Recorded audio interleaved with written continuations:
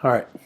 9.4, the addition and subtraction method. So previously in 9.2, we used the substitution method in order to eliminate, go from two variables to one variable. We are going to continue to use that technique in getting rid of one of the variables. If we look at this first problem, 5x minus y equals 12 over 3x plus y equals 4. So the 5x minus y equals 12, 3x plus y equals 4. Before we would isolate for y and then substitute it back in, but we don't need to do that anymore. So we're going to save ourselves some time, and what we're going to do is we're going to use the addition method, meaning we're going to add columns. We're going to combine the x's, we're going to combine the y's, and we're going to combine the constants. So we're just going to keep them in their columns. 5x and 3x produce 8x. Negative y and positive y cancel. 12 and 4 make 16. So by combining them, by using the addition, we end up with 8x equals 16. Divide both sides by 8. We get x equals 2. And then we can substitute it back into either of the equations. The original equations, 5x minus y equals 12, or 3x plus y equals 4. So we'll take 3x plus y equals 4. So we'll plug that 2 in for x. We get 6 plus y equals 4. Subtract 6 from both sides.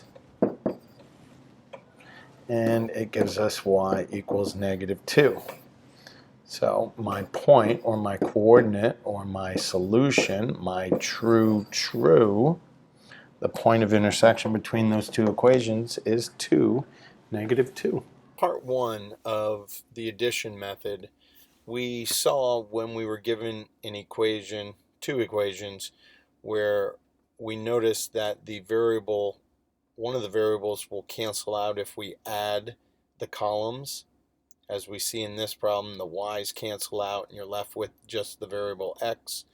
Well, we have another situation where,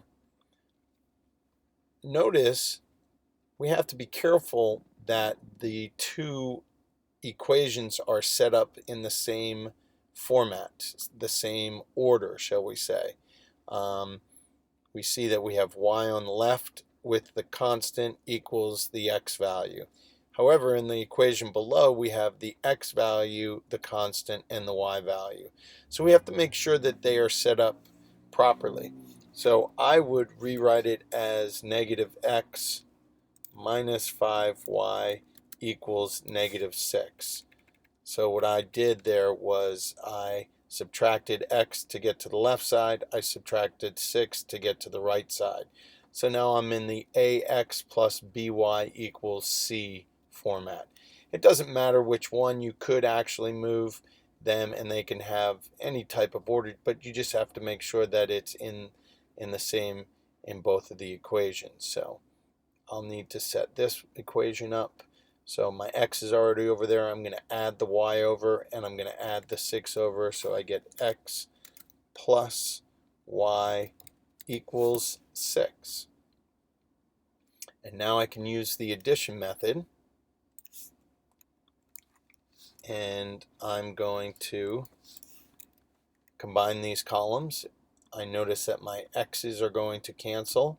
So this column, my x's cancel. This column combined, negative 5y, positive y, gives me negative 4y. And then I'm going to combine this column. So I get 0, I get negative 4y, I get 0. I have to isolate for the variable y, so I'm going to divide by negative 4. And that leaves me with y equals 0. So now I have my y coordinate. I can go back into any of these four equations. I can plug y equals 0 into this equation, this equation, this equation, and this equation. I'm going to choose to do this one because it is already isolated for x.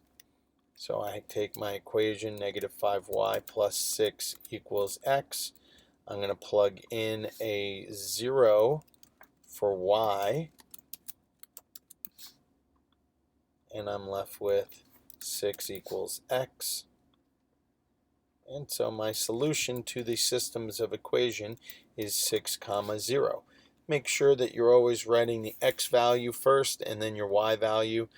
I see many mistakes where students will put 0 in because that's the first value that they solve for, so they think it's the first value of their coordinate. That's not the case. These will always be written x comma y, x value comma y value.